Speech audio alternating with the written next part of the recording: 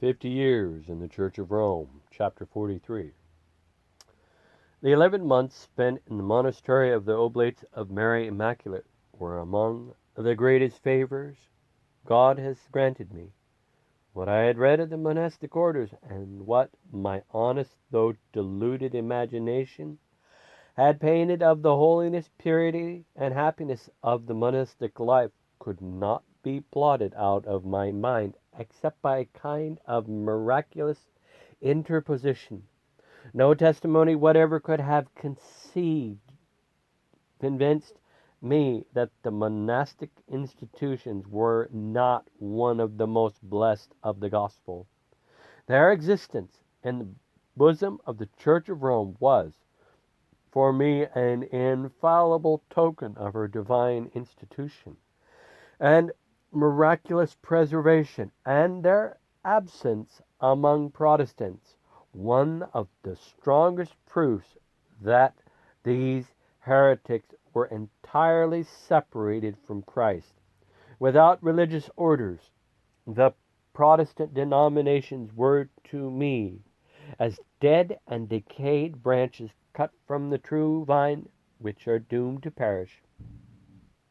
But just as the eyes of Thomas were opened, and his intelligence was convinced of the divinity of Christ only after he had seen the wounds in his hands and side, so I could never have believed that the monastic institutions were of heathen and diabolical origins, if my God had not forced me to see with my own eyes and to touch with my fingers their unspeakable corruptions. Though I remained for some time longer a sincere Catholic priest, I dare say that God himself had just broken the strongest tie of my affections and respect for that church. It is true that several pillars remained on which my robust faith in the holiness and apostolicity of the church rested for a few years longer, but I must here confess to the glory of God that the most solid of these pillars had forever crumbled to pieces when in the monastery of Lungule. Long before my leaving Oblates, many influential priests of the district of Montreal had told me that my only chance of success, if I wanted to continue my crusade against the demon of drunkenness, was to work alone. "Those monks are pretty good speakers on temperance," they said unanimously, "but they are nothing else than a band of comedians." After delivering their eloquent tirades against the use of intoxicating drinks to the people, the first thing they do is to ask for a bottle of wine, which soon disappears. What fruit can we expect from the preaching of men who do not believe a word of what they say, and who are the first among themselves to turn their own arguments into ridicule? It is very different with you. You believe what you say. You are consistent with yourself. Your hearers feel it. Your profound scientific and Christian convictions pass unto them with an irresistible power. God visibly blesses your work with marvelous success. "Come to us," said the curates, "not as sent by the superior of Oblates, but as sent by God himself to regenerate Canada. Present yourself as a French-Canadian priest, a child of the people. That people will hear you with more pleasure and follow your advice with more perseverance. Let them know and feel that Canadian blood runs in your veins, and that a Canadian heart beats in your breast. Continue to be in the future what you have been in the past. Let the sentiments of the true patriot be united with those of a Catholic priest. And when you address the people of Canada, the citadels of Satan will crumble everywhere before you in the district of Montreal, as they have done in that of Quebec." At the head of the French-Canadian curates who thus spoke was my venerable personal friend and benefactor, the Reverend Mr. Brissard, curate of Longueuil. He had not only been one of my most devoted friends and teachers when I was studying in the College of Nicolet, but had helped me with his own money to go through the last 4 years of my studies when I was too poor to meet my college expenses. No one had thought more highly than he of the Oblates of Saint of Mary Immaculate when they first settled in Canada, but their monastery was too near his parsonage for their own benefit. His sharp eyes, high intelligence, and integrity of character soon detected that there was more false varnish than pure gold on their glittering buildings. Several love scrapes between some of the oblates and the pretty young ladies of his parish, and the long hours of night spent by Father Allard with the nuns established in his village under the pretext of teaching them grammar and arithmetic had filled him with disgust. But what had absolutely destroyed his confidence was this discovery of a long suspected iniquity, which at first it seemed incredible to him. Father Gegenus, the superior, after his nomination, but before his installation to the bishopric of Ottawa, had been closely watched, and at last discovered, when opening the letters of Mr. Brissard, which many times had passed from the post office through his hands, that criminal action had come very near to being brought before the legal courts by Mr. Brissard. This was avoided only by Father Gegenus acknowledging his guilt, asking pardon in the most humiliating way before me and several other witnesses.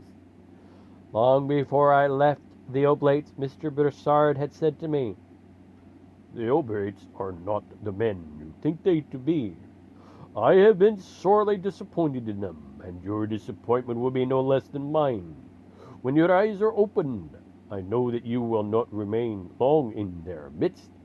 I offer you in advance the hospitality of my parsonage, when your conscience calls you out of that monastery." I availed myself of this kind invitation on the evening of the 1st of November, 1847. The next week was spent in preparing the memoir which I intended to present to my Lord Bishop Bourget, Bishop of Montreal, as an explanation of my leaving the Oblates. I knew that he was disappointed and displeased with the step I had taken. The curate of Chambly, Reverend Mr. Mignot, having gone to the bishop to express his joy that I had left the monks in order to serve again in the church in the ranks of the secular clergy, had been very badly received. The bishop answered him, "Mr. Chinquay may leave the Oblates if he likes, but he will be disappointed if he expects to find work in my diocese. I do not want his services." This did not surprise me. I knew that those monks had been imported by him from France, and they were pets of his. When I entered their monastery just 11 months before, he was just starting for Rome, and expressed to me the pleasure he felt that I was to join them. My reasons, however, were so good, and the memoir I was preparing was so full of undoubted facts and unanswerable arguments that I was pretty sure not only to appease the wrath of my bishop, but to gain his esteem more firmly than before. I was not disappointed in my expectation. A few days later, I called upon his lordship and was received very coldly. He said, "I cannot conceal from you my surprise and pain at the rash step you have taken. What a shame for all your friends to see your want of consistency and perseverance. Had you remained among those good monks, your moral strength would have been increased more than tenfold. that you have stifled yourself in the eyes of the people, as well as in mine.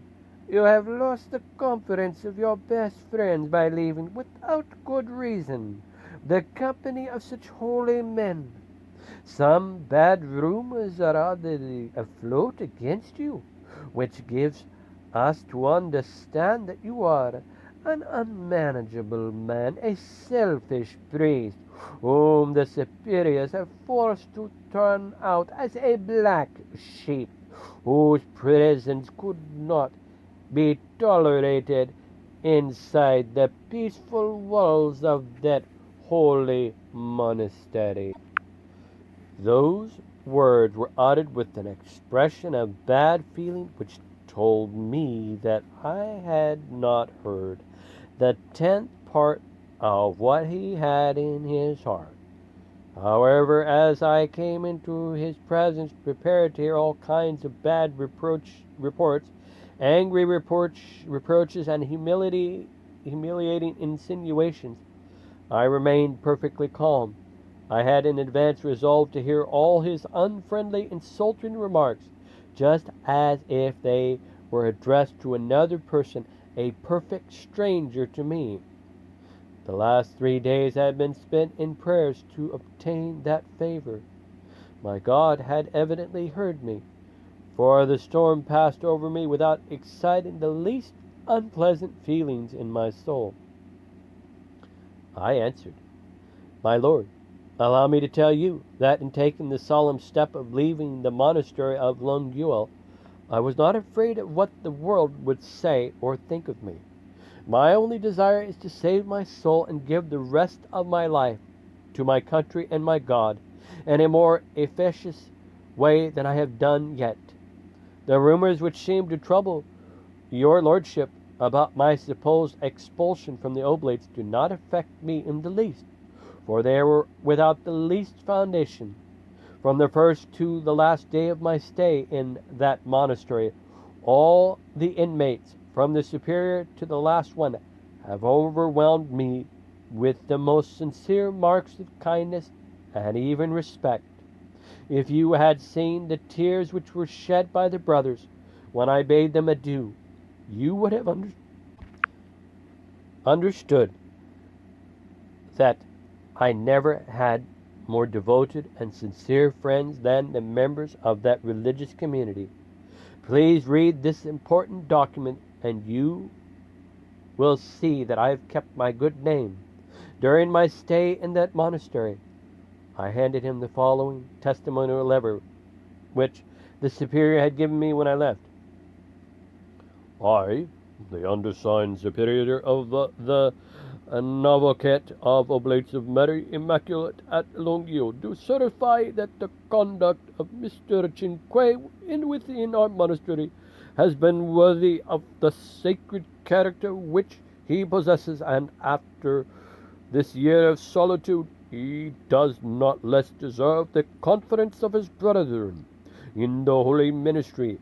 We wish, moreover, to give our testimony of his persevering zeal in the cause of temperance. We think that nothing was more of a nature to give a character of stability to that admirable reform, and to secure its perfect success, than the profound reflections and studies of Mr. Cinque when in the solitude of Longueuil, on importance of that work. T.F. Allard, Superior of the Novocate O.M.I." It was really pleasant for me to see that every line of that document read by the bishop was blotting out some of the stern, unfriendly lines which were on his face when speaking to me. Nothing was more amiable than his manners when he handed it back to me, saying, "I thank God to see that you are still worthy of my esteem and confidence, as when you entered that monastery. But would you be kind enough to give me the real reasons why you have so abruptly separated from the Oblates?" "Yes, my lord. I will give them to you. But your lordship knows that there are things of such delicate nature that the lips of man shiver and rebel when required to utter them. Such are some of the deplorable things which I have to mention to your lordship. I have put those reasons in these pages, which I respectfully request your lordship to read. And I handed him the memoir, about 30 pages long, which I had prepared. The bishop read very carefully 5 or 6 pages and said, "Are you positive as to the exactness of what you write here?" "Yes, my lord. They are as true and real as I am here." The bishop turned pale and remained a few minutes silent, biting his lips. Then, after a deep sigh, he said, "Is it your intention to reveal those sad mysteries to the world, or can we hope that you will keep that secret?" "My lord," I answered, "if your lordship and the oblates deal with me, as I hope they will do, as an honorable Catholic priest, if I am kept in the position which an honest priest has a right to fill in the church, I consider myself bound in conscience and honor to keep those things secret. But if from any abuse, persecutions emanating from the oblates or any other party, I am obliged to give to the world the true reasons of my leaving that monastic order, your lordship understands that in self-defense I will be forced to make these revelations. But the oblates cannot say a word or do anything wrong against you," promptly answered the bishop, "after such an honorable testimony that you have given me." "It is true, my lord, that I have no reason to fear anything from the oblates," I answered. "But those religious men are not the only ones who might force me to defend myself. You know another who has my future destinies in his hands. You know that my future course will be shaped by his own towards me."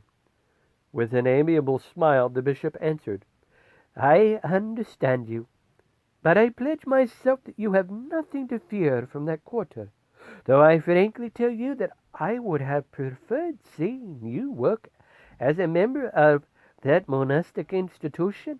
It may be that it is more according to the will of God that you should go among the people as sent by God, rather than by a superior, who might be your inferior in the eyes of many, in that glorious temperance of which you are evidently the blessed apostle in Canada. I am glad to tell you that I have spoken of you to His Holiness, and he requested me to give you a precious medal which bears his most perfect features, with a splendid crucifix. His Holiness has graciously attached 300 days for indulgences to every one who will take the pledge of temperance in kissing the feet of the crucifix. Wait a moment," added the bishop. "I will go and get them and present them to you." When the bishop returned, holding in his hands those two infallible tokens of the kind of sentiments of the Pope towards me, I fell on my knees to receive them, and pressed them both to my lips with the utmost respect. My feelings of joy and gratitude in that happy hour cannot be expressed. I remained mute for some time with surprise and admiration, when holding those precious things which were coming to me, as I then sincerely believed, from the very successor of Peter and the true vicar of Christ himself, when handing me those sacred gifts, the bishop addressed me with the kindest words which a bishop can utter to his priest, or a father to his beloved son. He granted me the power to preach and hear confessions all over his diocese, and he dismissed me only after having put his hand on my head and asked God to pour upon me his most abundant benedictions everywhere I should go to work in the holy cause of the temperance of Canada. The end of chapter 43, 50 Years in the Church of Rome.